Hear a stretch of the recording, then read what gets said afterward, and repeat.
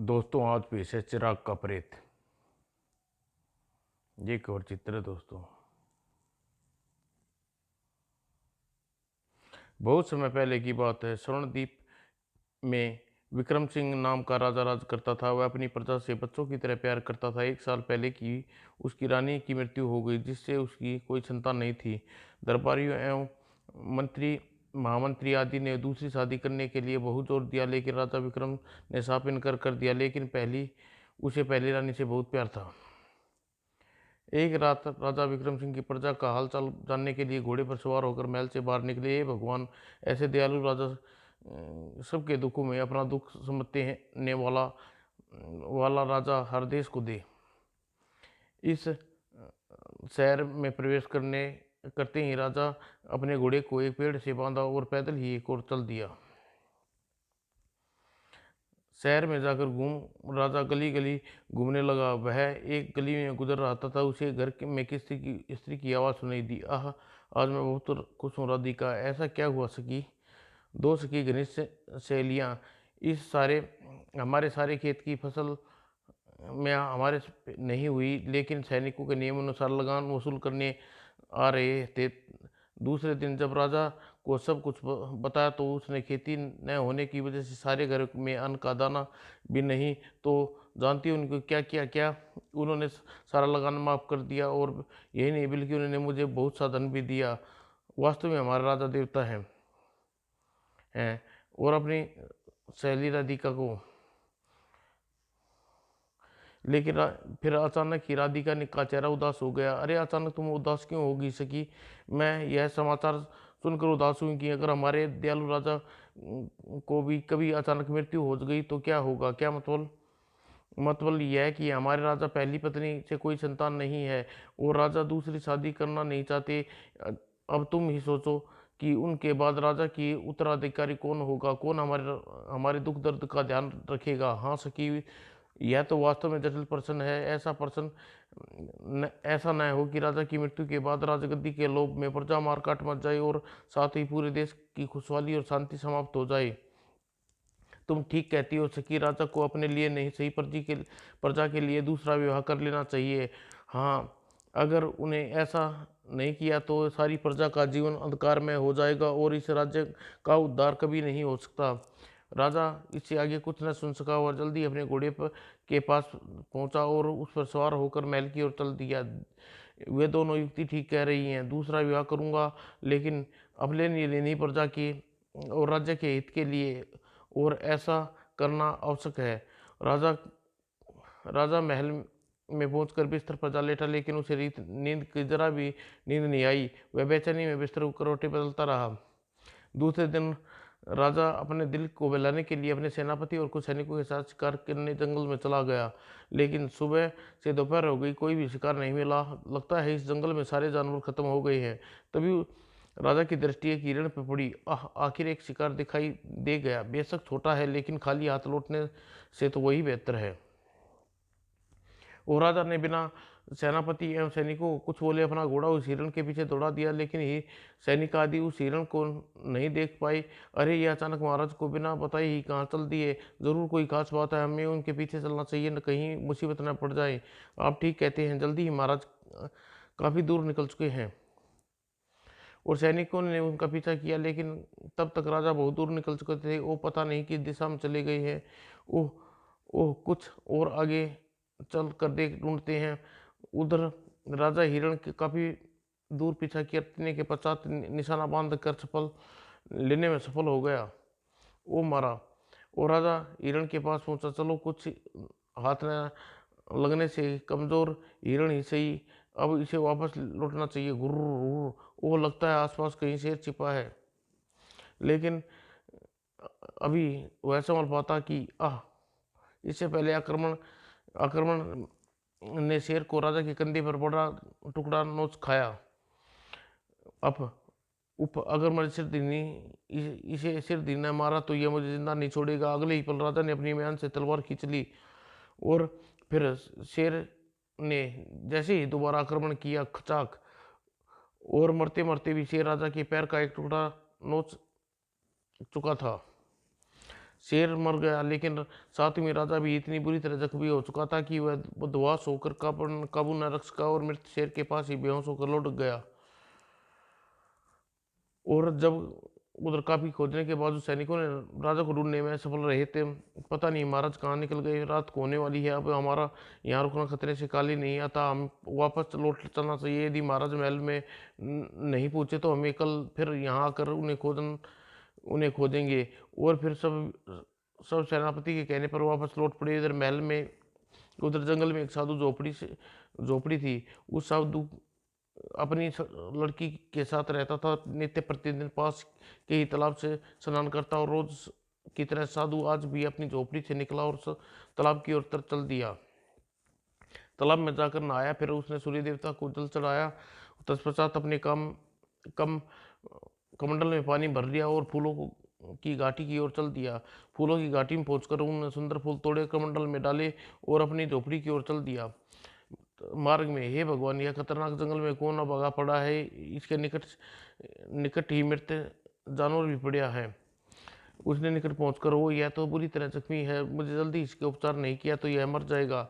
साधु ने जल्दी ही अपने कंधे पर डाला और अपनी झोपड़ी की ओर चल दिया। वेशभूषा और चेहरे से किसी राजा प्रतीत होता है और शिकार करते करते शायद खुद भी शेर का शिकार हो गया। और जब साधु झोपड़ी में पहुंचा, पिताजी महाराज, ये जख्मी कौन है बेटी, यह स्वयं भी नहीं जानते यह कौन है। हाँ, वेशभूषा से राजा या राजकुमार का प्रतीत होता है, वास्तविकता तो इसके होश में आने के बाद मालूम हो सकती है, कहकर साधु ने झोपड़ी में प्रवेश किया। अंदर आकर उसने राजा को एक चारपाई पर लेटा दिया। बेटी सोना, मैं इसके लिए दवा लेने जा रहा हूँ, तुम तब तक गर्म पानी से इसके जख्मों को साफ कर दो। जी पिताजी। साधु बाहर चला गया और सोना अपने काम में लग गई। और साधु साधु पास ही जाकर कुछ वर्षों से की टहनी से पत्ती तोड़ लाया। बेटी, कुछ पत्तियां और छाल, इन्हें पीसकर पानी में मिलाकर इन्हें पिला देना और कुछ देर बाद जख्मों पर बांध देना। मैं अभी अब इसके हथियार और मुकुट लेकर आता हूँ। अच्छा पिताजी। अपने पिता के जाने के बाद सोना छाल और पतियों को पीसा, उन्हें कुछ अंश पानी में डालकर राजा को पिला दिए और बाकी बचे को जख्मों पर लेप कर दिया। सिर दिया, मैं कहा हूँ, मुझे यहाँ कौन लाया और आप कौन हैं? मेरा नाम सोना है और मैं इस समय तो हमारी कुटिया में हूँ। आपको यहाँ मेरे पिताजी लाए हैं, वे जंगल में आप जख्मी पड़े मिले थे। ओह, शायद आपकी लड़ाई किसी शेर से हुई थी और आप जख्मी हो गए थे। ओह, राजा कुछ सोचने लगा और सिर कुछ सब कुछ याद आ गया। हाँ, मेरी लड़ाई शेर से हुई थी, लेकिन शायद मैं होकर बेहोश हो गया था। तभी साधु भी आ गए। पिताजी, लीजिए, पिताजी भी आ गए। बेटा, अब कैसे हो? बाबा, मैं ठीक हूँ, लेकिन तुम उठो नहीं, लेटर रहो वरना तकलीफ होगी। जी बहुत अच्छा। जाओ बेटे, तुम नहा धो लो। जी पिताजी। और सोना के जाने के बाद, अब बताओ तुम कौन हो, कहाँ रहते हो? बाबा, मेरा नाम विक्रम सिंह है। ओह, कहीं तुम स्वर्णद्वीप के राजा विक्रम सिंह तो नहीं? हाँ बाबा, मैं स्वर्णद्वीप का राजा भी हूँ। लेकिन आप मुझे कैसे जानते हैं? यह बहुत लंबी कहानी है बेटा, मैं फिर कभी बताऊंगा, आराम करो। नहीं बाबा, अब सब कुछ मालूम करना चाहता हूँ। साधु पहले अपनी लंबी की सांस खींची और कहना शुरू किया, मैं पड़ोसी राजा तनक सिंह हूँ। क्या आप क्या कहा, आप राजा हैं? हाँ, कभी ये राजा था, लेकिन अब राजपाट छोड़कर इस जंगल में साधु का निर्वाह कर रहा हूँ। मैं कुछ समझा नहीं, आप पूरी बात बताइए। समय तो हमारे पड़ोसी देश पर राजा उधम सिंह का राज है। हाँ, इस समय तो मक्कार और गद्दार फरेबी देश का राजा है। जब बहुत समय पहले की बात, राजगद्दी पर बैठा हुआ था उधम सिंह, आज वहाँ का राजा है। वहाँ मेरा सेनापति था। साधु कहता कहता चला गया। लेकिन दरअसल वह एक मामूली सैनिक था, लेकिन एक युद्ध में उसने बहुत बहादुरी दिखाई तो मैंने उसे सिपाही से सेनापति बना दिया। उधम सिंह, तुम्हारी बहादुरी से, वीरता के कारण आज मैं तुम्हें सेनापति नियुक्त करता हूँ। मैं इस ओहदे को बदनाम नहीं होने दूंगा। महाराज, महाराज अमर रहे, महाराज की जय हो। और सेनापति बनने से अपनी औकात भूल गया और मेरी लड़की सोना से प्रेम करने के डोरे डालने लगा। सोना, तुम अपनी रानी बनाना चाहता हूँ। क्या कहा पाजी? जिस थाली में खाते हो उसी में छेद करते हो, सोच रहे हो? ठहरो, मैं अभी जाकर पिताजी से कहती हूँ। तुम्हारा बूढ़ा पिताजी मेरा कुछ नहीं बिगाड़ सकता। सोना देखो, एक दिन वह मेरी कैद में होगा और तुम मेरी रानी बनोगी। हाँ हाँ हाँ। और मैंने अपनी बेटी को घबरा कर वहाँ से भाग गई और उसने मुझे शिकायत की। क्या कहा? नीचे मजाल, उसका तुमसे विवाह करने का सपन देख रहा है। तुम चिंता न करो बेटी, उस गुस्ताखी की सजा उससे दूंगा। मेरा क्रोध होना स्वाभाविक था। मैंने उस जल्दबाजी से काम न लेकर अपने एक वफादार आदमी के उसके पीछे लगा दिया, लेकिन मैं नहीं जानता था कि वह नीचे उस इतनी सी बात का आधार कहीं है। और कुछ ही दिनों में उस वफादार आदमी ने मुझे कुछ रोमांचक वेदों से अवगत कराया। महाराज, सेनापति ने सारी सेना पर अधिकार कर लिया है और आप वक्त पड़ने पर सेनापति के आदेश पर आपको कैद भी कर सकते हैं। और साथ साथ ही वो दुष्ट ने राज्य के उच्च अधिकारी को और मंत्री को अपनी ओर मिला लिया है। और मेरे जासूस ने मुझे यह खबर दी कि सेनापति उसे कल महल के पीछे उद्यान में कोई सभा करने वाला है, और मैं वहाँ से पहले ही पेड़ पर जाकर बैठ गया और अंधेरा हो गया तो वास्तव में सेनापति लोगों के साथ वहाँ पहुँचा। कल रात अनोखी रात होगी। परसों की सुबह में सूरज की किरण पर एक नया संदेश लेकर आएगी। परसों राजगद्दी पर राजा रूप सिंह का स्वयं बैठा तुम लोगों के पुरस्कार वितरण कर रहा हूँगा। अतः हमने तुम्हें आवश्यक समझा, तुम सभी को तुम्हारा काम समझा दिया जाए। अपनी अपनी बात कहने पर एक क्षण पहले रुका और अपने सामने बैठते हुए सैनिकों को देखकर बोला, सूरज सूरज सिंह, कल से तुम्हारी सेवाएं राज्य की निजी कक्ष में प्रहरी के रूप में शुरू करनी होगी। कल रात तुम्हारे पास कुछ सैनिक पहुंचेंगे। तुम किसी तरह महाराज के कक्ष खुलवा ना, और फिर वे कक्ष से खोलेंगे तो तुम अपनी तलवार लेकर उसके पेट में घुसेड़ देना। मैं समझ गया हजूर, लेकिन उसके बाद लाश का क्या किया जाए? उस व्यवस्था मैं कर लूँगा। तुम्हें सिर्फ महाराज का कत्ल करना है। क्या राजकुमारी सोना का भी कत्ल करना है? नहीं, ऐसी गलती कभी मत कर बैठना। राजकुमारी के मरने मारने का मतलब मेरे अरमानों का कत्ल होगा, जबकि राजकुमारी को जिंदा रखने से मैं एक तीर के दो शिकार करूंगा, जिससे कोई भी हमारे ऊपर शक भी नहीं करेगा। और यह मैंने किया है। वह कैसे हजूर? मैं एक कागज पर राजा की वसीयत तैयार करवा ली है और उस पर शाही अंगूठी की निशानी की जरूरत है। उसकी मौत के बाद मैं कागजों पर ले लिए जाएंगे और वास्तविक पर स्पष्ट लिखा है कि राजकुमारी शिवा मेरे साथ होगा। उसके बाद राजगद्दी के मालिक भी मैं बनूंगा। इस तरह एक तीर दो शिकार हो जाएंगे, अर्थात राजकुमारी भी मेरी हो जाएगी, राजगद्दी भी, और हम कोई शक नहीं करेगा। और कहो कैसी रही मेरी योजना? महाराज की जय हो, हमारे महाराज जिंदाबाद। और इस तरह मेरी मौत की योजना बनाकर वे चले गई। मैंने वृक्ष से नीचे उतरा, कहीं मुझे किसी ने देख लिया तो मेरी मौत निश्चित है। कहीं जल्दी ही महल के भीतर पहुंचूं। और महल में पहुंचकर मैंने सबसे पहले अपने वफादार जासूस भूप सिंह को बुलाया और सारी बात कह सुनाई। भूप सिंह, अब मुझे पूरा विश्वास हो गया कि हमारी सैन्य शक्ति सेनापति उधम सिंह के हाथ में है और हमारी जिंदगी को खतरा है। अब तो हमारी और हमारी बेटी की ज़िंदगी एक ही तरीके से बच सकती है। हम तुरंत यहाँ से निकल भागें, लेकिन मुमकिन यह है कि उधम सिंह के आदमी हमारे महल के बाहर निकलने देंगे। महाराज, आप चिंता न करो, मैंने जीवन भर आपका नमक खाया है। आपको महल से बाहर निकलने की जिम्मेदारी मेरी। आप तो बस यहाँ से चलने की तैयारी करो, मैं बिल्कुल तैयार हूँ। और फिर दीवार की ओर बढ़ा। उसने दीवार में लगी एक तस्वीर को जैसे ही दबाई और घुमाया। महाराज, यह दरवाज़ा आपके पिताजी ने बनवाया था। इस दरवाजे का रहस्य मेरे अलावा कोई नहीं जानता है। यह हमारा जंगल में जाकर खुलता है। वहाँ पहुँचकर आप सुरक्षा अनुसार वहाँ जा सकते हैं। और जल्दी से उसमें समा गए और योजना अनुसार दरवाज़ा भूप सिंह ने पुनः बंद कर दिया।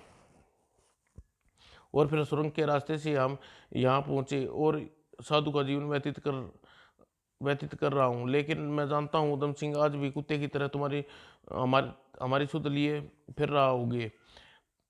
क्या आप अपने शत्रु से बदला लेना चाहते हैं? बदला कौन नहीं लेना चाहता, मगर अकेला मैं उसका क्या बिगाड़ सकता हूँ?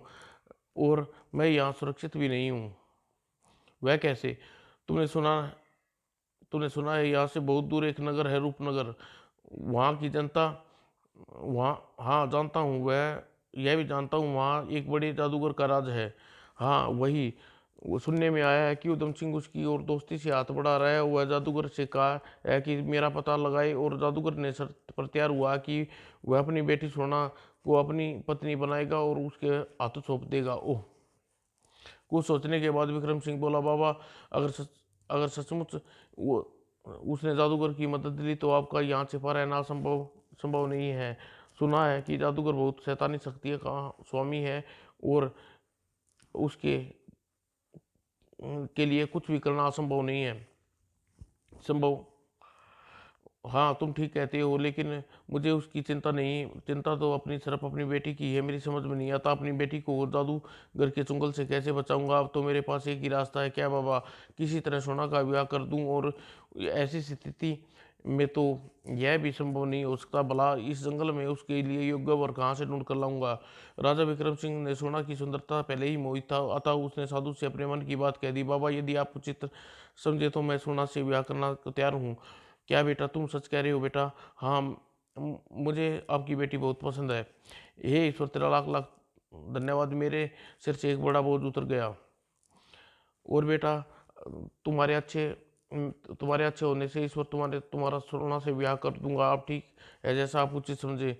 और राजा के स्वस्थ होते ही मैं तुम्हें आ- तु- मैं तुम्हें अपनी धर्मपत्नी स्वीकार करता हूँ। सुना, मैं ईश्वर की साक्षी मानकर अपना पति स्वीकार करती हूँ महाराज। और लेकिन तभी जयमाला डालकर वे दूर हटे थे कि बाहर भयंकर आवाज आनी शुरू हो गई। ओह, यह भयंकर आवाज कैसी? और तभी वह झोपड़ी से बाहर निकले थे कि उन्होंने आकाश में जो कुछ दिखाई दिया वो चांदीचकत था। जब सिंहासन पर निकट आया पहुंचा, साधु उस पर बैठे दो व्यक्तियों को देखकर पहचान कर बोला, बेटा, इनमें से एक उधम सिंह और उसके साथ दूसरा व्यक्ति है, शायद रूपनगर का जादूगर जादूगर फोंसू है। शेर दी सिंहासन उनके निकट आकर जमीन पर उतरा। हा हा, कहो साधु महाराज, पहचाना मुझे लिया होगा तुमने। ये बहुत दिनों तक छुपे रहे मेरी नज़रों से, लेकिन अब कहाँ से पोगे? तभी उधम सिंह चौंका। अरे, लगता है तुम्हें विवाह की तैयारी हो रही है। उधम सिंह, हो नहीं रही, हो गया है, बल्कि हो चुका है। अब सोना मेरे और मैं एक दूसरे के जीवन साथी हैं। आपकी तारीफ मुझे विक्रम सिंह कहते हैं। आपके पड़ोसी स्वर्ण राज्य का दीप सिंह का राजा हूँ। हाँ हाँ, तो आप विक्रम सिंह है। आपकी रंगरलिया यहाँ रंगरलिया बना रही है। आपके राज्य के लोग परेशान हैं, बेचारे पदाधिकारी जंगल में सू इधर उधर आपकी तलाश कर रहे हैं। जाइए, अपने घर जाइए। हमारी आपसे कोई सुतरता नहीं है, बल्कि हमें तो यह साधु वो चाहिए, यानी तुम्हारा ससुर। हा हा हा हा हा हा। मुझे सोना चाहिए और मुझे अपनी रानी बनाऊंगा। मुझे बचाओ नाथ। नहीं, यह राक्षस मुझे जीवन नहीं छोड़ेगा। जब तक जीवित हूँ कोई हाथ नहीं लगा सकता सोना। और कहने के साथ ही विक्रम सिंह ने म्यान से तलवार खींच ली और अगले ही पल तलवार का भरपूर वार जादूगर की गर्दन पर किया, लेकिन गर्दन से टकराई तलवार एक और निकल गई और गर्दन नहीं कटी। है, यह कैसे चमत्कार है? तू तो क्या, मुझे कोई नहीं मार सकता, मैं अमर हूँ। हा हा। कहने के साथ ही उसने लपक कर सोना का बाँ पकड़ी। हा हा, अब कोई कोई कोई नहीं बचा सकता लड़की, तुझे मेरी रानी बना कर रहना होगा। बचाओ नाथ, बचाओ। और विक्रम सिंह ने जैसे सोना को बचाने के लिए आगे बढ़ा, उधम सिंह ने उससे भिड़ गया। और लेकिन सिर दी, बचाओ बचाओ। आह! जादूगर तुरंत देखा और धरती पर से कुछ मट्टी उठाई और मंत्र पड़ी, और मंत्र पढ़कर उस मट्टी को राजा विक्रम सिंह की ओर उछाला। और मट्टी लगते ही राजा विक्रम सिंह पत्थर का हो गया। हाँ, इसी तरह खड़ा खड़ा अपनी जिंदगी को रोता रहा मूर्ख। हाँ हाँ। और जादूगर ने फिर मिट्टी उठाई और एक बार फिर, यानी जनक सिंह के ऊपर उछाल दी। मट्टी गिरते ही सिर से लेकर धड़ तक उसका पूरा शरीर पत्थर का हो गया। और उसके बाद जादूगर ने सोना को अपने कंधे पर डाला और राज सिंहासन की ओर बढ़ चला। मैं सोच रहा था कि तुम लोग की मौत के घाट उतार दूं, लेकिन अब यह नहीं मारूंगा। तुम दोनों इसी तरह जीवन भर के लिए तिलसते रहोगे। उधम सिंह फिर उधम सिंह ने जादूगर के बराबर में बैठ गया और जादूगर ने कोई मंत्र पढ़ा, सिंहासन ऊपर उठने लगा। और कुछ ही देर बाद देखते ही देखते दोनों आंखों से ओझल हो गया। अब क्या होगा विक्रम बेटे? हम दोनों तो इसी तरह किसी मत दोनों तो किसी महत्व के नहीं मतलब के नहीं रहे। इससे तो अच्छा होता थी हम जान से मार डालता। मुसीबत में ही साहस और धैर्य की परख होती है पिताजी। हिम्मत न हारे, कम से कम इतना तो है कि हम लोग के सिर पत्थर के नहीं हुए, वरना किसी से अपनी पीड़ा भी न कह पाते। तुम ठीक कहते हो बेटा, लेकिन इस जंगल में हमारी बातें सुनने के लिए कौन आएगा? आसपास तो कोई दूर दूर तक कोई नहीं है। देखिए पिताजी, सामने दो साधु जा रहे हो, शायद हमारी कुछ मदद कर सके हो। सिर दी। बाबा जी, हमारा प्रणाम स्वीकार करे, आयुष्मान भव रहो। तुम दोनों कौन हो भद्र, और तुम्हारे ये हाल किसने किया? तब राजा जनक ने उन्हें सारी बात कह सुनाई। सचमुच तुम दोनों के साथ बहुत बुरा हुआ। रूपनगर का वह जादूगर बहुत शैतान है। तुम्हारी पत्नी को जबरदस्ती ब्याह करने के लिए कोशिश करेगा, उसे अच्छी तरह जानता हूँ। ओह, आप उसे जानते हैं बाबा? हाँ, मैंने सैकड़ों वर्ष रूपनगर की पहाड़ियों में तपस्या की है, लेकिन उसके बारे में कुछ काफ़ी कुछ जानता हूँ। आप महान है बाबा, हमारी कुछ मदद कीजिए। अन्याय और अत्याचार के खिलाफ किसी की भी मदद करना मेरा पहला धर्म है। बोलो तो बेटे, तुम्हारी क्या मदद कर सकता हूँ? जो भी आप अधिक अधिक से अधिक कर सके। तो सुनो बेटे, मैं तुम्हारी तीन तरह से मदद कर सकता हूँ। एक तो तुम्हारा शरीर पहले की तरह कर सकता हूँ। दूसरे, तुम्हारी का स्वाग पत्नी को स्वागदान दे सकता हूँ। और तीसरे, तुम्हें जादूगर मारने का तरीका बता सकता हूँ। इसके अतिरिक्त मैं स्वयं स्वयं न तो जादूगर को मार सकता हूँ, न ही उसके मंत्रों की जीत सकता हूँ। बाबा, आपकी ये मदद सफलता मेरे लिए सफलता के सभी मार्ग खोल देगी। आपका यह उपकार कभी नहीं भूलूंगा। राजा ने बात सुनकर साधु ने मुस्कुराया, उससे जमीन में पड़ी मट्टी को उठाई और कोई मंत्र पढ़कर उन दोनों पर डाल दी, और कुछ तुरंत ही पहले की तरह हो गए। प्रणाम मुनिवर, कृपा मेरी पत्नी को स्वागदान दे दीजिए, जिसे वह बल जादूगर बलात् अपने अपनी पत्नी न बना सके। बेटा, अबला की रक्षा करना मेरा पहला कर्तव्य है। तुम्हारी पत्नी अब कोई छू भी नहीं सकेगा। कहकर साधु ने गले में पड़ी हुई माला उतारी और मंत्र पढ़कर फूंक मारी, और अगले ही पल जाओ रूपनगर में सोना नाम की जो राजकन्या फुआन जादूगर फोंचू के कब्जे में, उसकी सती की रक्षा करना। और आदेश मिलते ही माला एक और उड़ गई, और वह माला कुछ ही देर में तुम्हारी पत्नी के गले में पड़ेगी। और यह माला जब तक तुम्हारी पत्नी के गले में रहेगी, तो तब तक तुम्हारे अलावा कोई व्यक्ति उसकी छाया तक को भी नहीं छू सकेगा, चाहे वह दुष्ट जादूगर ही क्यों ना हो। मेरे सिर से बहुत बड़ा बोझ उतर गया बाबा जी। अब मुझे आराम से जादूगर को मारने का प्रयत्न करूंगा। अतः आप मेरी प्रार्थना है, जादूगर को किस प्रकार मार सकता हूँ, मौत का क्या रहस्य है, यह संबंध में भी मुझे बताने की कृपा करें। राजा की बात सुनकर साधु बोला, उस जादूगर को उस जादूगर को तो कुछ दिन पहले मेरे मेरे साथ रहा था। और पहले हम दोनों एक ही गुरु के चेले थे। रूपनगर की पहाड़ियों में तपस्या करते थे। गुरु हमें समय समय पर निर्देश देते रहते थे, किंतु फोंचू सचमुच शैतान का रूप था। मैं मंत्र विद्या की क्रियाएं करता था, वह शैतानी अविद्या मंत्र की। अभी साधु की बात पूरी भी न कर पाया था कि राजा विक्रम सिंह बीच में बोला, यह विद्या मंत्र और अविद्या मंत्र क्या होता है बाबा? बेटा, विद्या और अविद्या मंत्र दो अलग अलग तरह की विद्याएं हैं। विद्या मंत्र जानने वाला जन कल्याण का कार्य करता है, दुखी प्राणियों के तन मन धन की मदद करता है, परोपकार के लिए तन मन धन का ज्ञाता अपनी जान भी दे सकता है। ठीक इसके विपरीत अविद्या मंत्र एक ऐसी शक्ति है जो बुराइयों के लिए काम कर में लाई जाती है, और इससे मंत्र पुजारी दूसरों को घोर पीड़ा पहुंचाता है। अपना स्वार्थ सिद्ध करने के लिए लोगों को अपने स्वार्थ के लिए किसी की भी जान लेने से नहीं सकते। उस इसमें उसे बड़ा आनंद मिलता है। जादूगर फोंचू इसी श्रेणी का आदमी है। गुरुदेव ने बहुत चाहा, लेकिन वह सही रास्ते पर नहीं आए। उन्होंने अविद्या मंत्र का दुष्परिणाम भी बताए, लेकिन वह नहीं माना।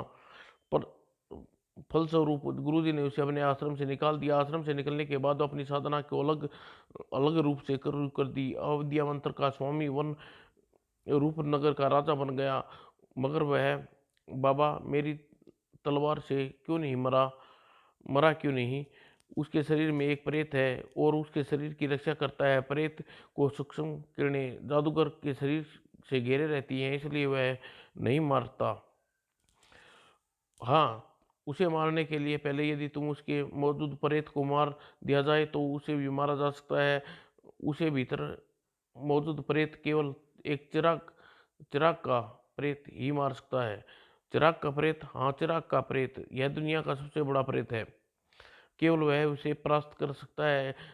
अगर तुम किसी तरह प्रेत को अपने वश में कर सको तो तुम जादूगर से जीत सकते हो और अपनी पत्नी को प्राप्त कर सकते हो। ओह! तो वह चिराग का प्रेत मुझे कहाँ मिलेगा? उस प्रेत को मैं अपने वश में कैसे करूँगा बाबा?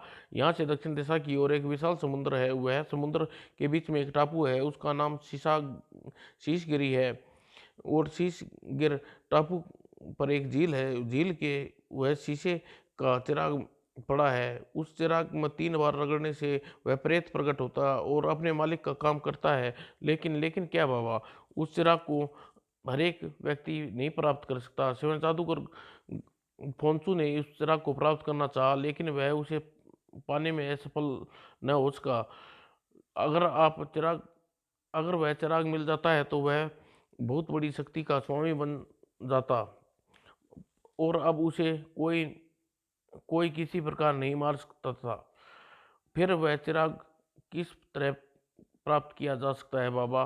पहले तुम्हें उस व्यक्ति की तलाश करनी होगी जो शुक्ल पक्ष में रविवार के दिन पैदा हुआ हो, जिसके गुरु की दिशा बलवान हो। जिसके लिए गुरु की दिशा बलवान हो। ऐसा व्यक्ति द्वीप पर जाए और उस झील में घुसकर वह चिराग खोज करे और निश्चित रूप से वह उस चिराग को प्राप्त कर सकता है। लेकिन उस चिराग को प्राप्त करने के लिए उसे बड़ा हिम्मत और बुद्धिमानी से काम लेना होगा। उस झील में एक विचित्र जानवर रहता है और अत्यंत जहरीला है। साधु की बातें सुनकर चमक में चमक बोली, बाबा, आपकी कृपा से मुझे ऐसे व्यक्ति को खोजने की आवश्यकता नहीं होगी, क्योंकि मैं स्वयं शुक्ल पक्ष रविवार के दिन पैदा हुआ था। मुझे ज्योतिष ने जन्म पत्री में गुरु दक्षिण की दशा भी बलवान बताई है। तो फिर तुम्हारी विजय निश्चित है। जाओ बेटा, तुम्हारा आशीर्वाद तुम्हारे साथ है और मेरी ईश्वर से प्रार्थना है कि तुम अपने उद्देश्य में सफल हो। राजा ने साधु को विदा ली और अपने ससुर को झोपड़ी में अपना धनुष बाण लेकर वह अपनी मंजिल की ओर चल पड़ा।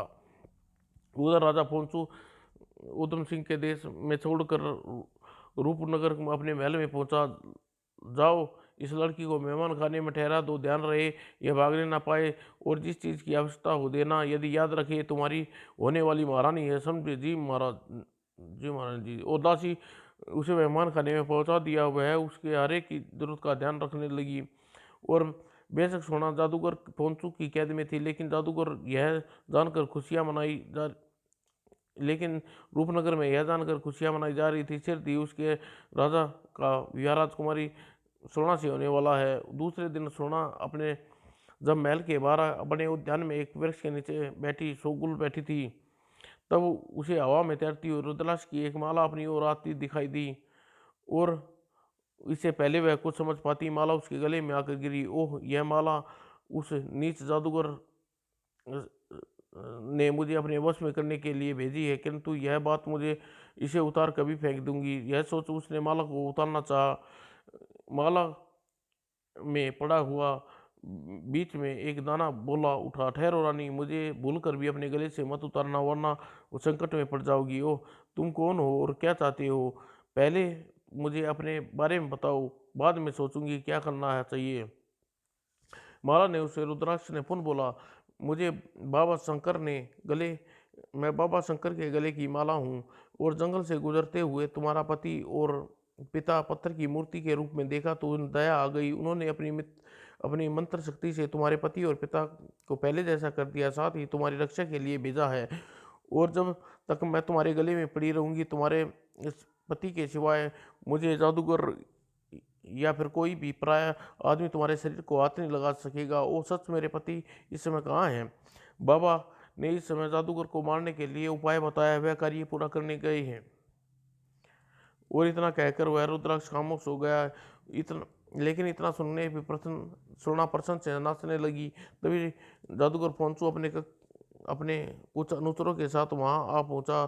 सोना को नाचते देख वह एक वृक्ष के पीछे खड़ा हो गया। शायद वह विवाह से खुश होकर इसने इसके अलावा और कोई कारण क्या हो सकता है? जब नाते नाते सोना थक गई तो वह हरी हरी घास पे लेट गई। आह क्या खूब हरी, अम, क्या खूब सचमुच, मेरी रानी इतना अच्छा नाचती है, यह मैंने कभी सोचा भी ना था। मैंने तो केवल तुम्हारे रूप की चर्चा सुनी थी, इसलिए तुम्हें पाने की लालसा से मैंने उधम सिंह से समझौता किया। हा हा, जादूगर तू आदमी नहीं, एक घिलौना जानवर है। मैं जिससे घृणा करना मेरा अपमान करना है, और घोर नफरत करती हूँ। इस जन्म में तो क्या, सात जन्म में भी मुझे हाथ नहीं लगा सकता। सोना ने क्रोध देखकर एक क्षण के लिए जादूगर आश्चर्य हुआ, फिर कुछ सोचकर मुस्कुरा कर बोला, मैं जानता हूँ तुम झूठी नाराजगी प्रकट कर रही हो, जो वास्तविकता में तुम मुझे हृदय से प्यार करती हो। आथू, और तू गंदी नाली का कीड़ा है, कुत्ते दूर हो जा मेरी नज़रों से, वरना तेरा खून पी जाऊंगी। जादूगर ने अपने अनुचरों के सामने अपना अपमान न सह सका और, ठहर जा मूर्ख, इससे तुझे इसकी समझ सिखाता हूँ। वो जादूगर ने सोना का हाथ पकड़ रहा था, लेकिन उसके हाथ इतना जोर से झटका लगा कि वह उछल कर दूर जा गिरा। अगर तू अपनी खैर चाहता है तो मूर्ख, तो वापस अब मेरे पति के पास पहुंचा दे, वरना हालात इससे बुरे होंगी। मूर्ख स्त्री, तुझे इसकी सजा जरूर दूंगा, ठहर अभी आता हूँ। और जादूगर क्रोध से पांव पटका और अनुचरों के साथ साधना गिरा की ओर चल दिया। इधर 7 दिन लगातार यात्रा करने के बाद राजा अपने ससुर के साथ समुद्र के बीच शीशगिरी नामक उस द्वीप पर जा पहुंचा, जहाँ चारों ओर शीशे ही शीशे था। उफ, इतनी चमक, आंखों खोली नहीं जा रही।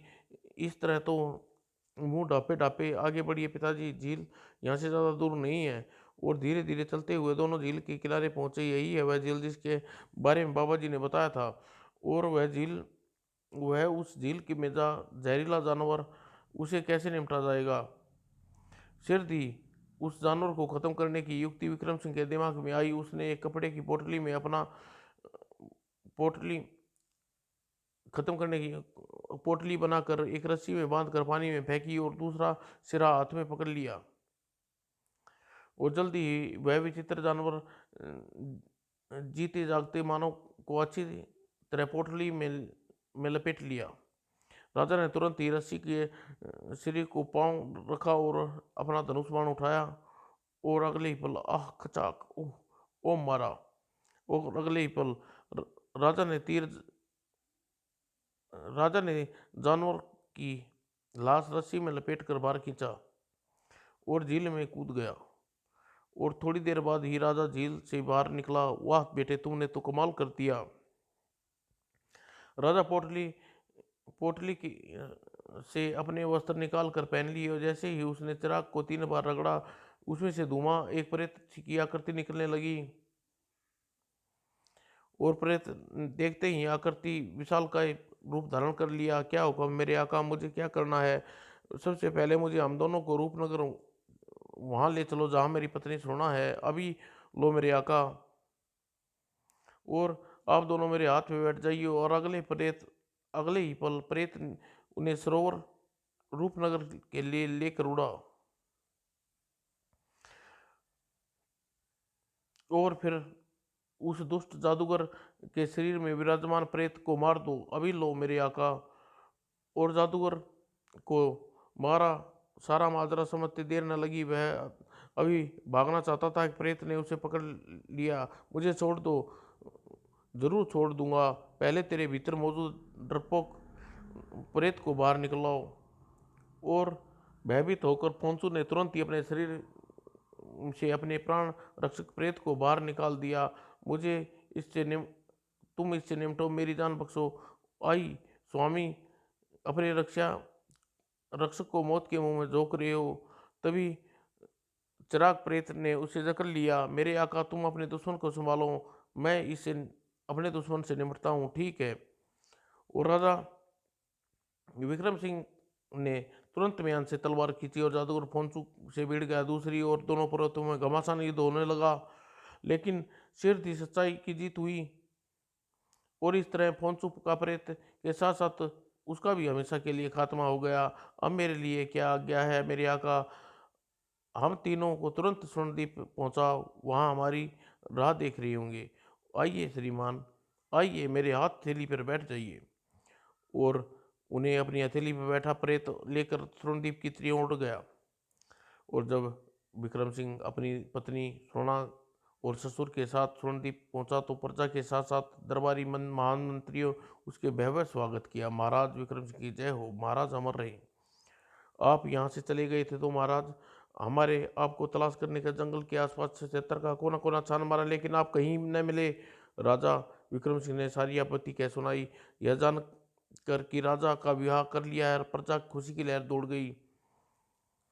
और दूसरे दिन राजा ने शीशे के चिराग के प्रेत और अपनी सेना से पड़ोसी राजा जनक सिंह के राजा पर चढ़ाई कर दी। आह मारा बचाओ आह।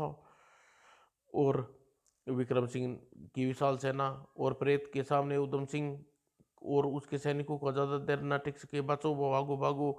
और सिर दी, मेरी जान बख्श दीजिए महाराज, मैं संघर्ष अपनी राजपाट देने के लिए तैयार हूँ। उधम सिंह, हम तुम्हें कोई अब तुम्हें कोई नहीं बचा सकता, अपने भगवान को याद कर लो। और कहने के साथ ही खचाक और राजा विक्रम सिंह ने अपने ससुर का राजा उन्हें वापस कर दिया और अपनी राजधानी पहुंचकर अपनी रानी के सम्मुख रहने लगा, सुखपूर्ण रहने लगा। और समय आने पर रानी सुवर्णा ने एक सुंदर बालक को जन्म दिया। अपने भावी भावी राजा को जन्म लेते ही प्रजा का दिल में उठ रही तमन्याएं शंकाएं जाती रही और पूरे राज्य में प्रशंसा की तरह लहर दौड़ गई। समाप्त दोस्तों।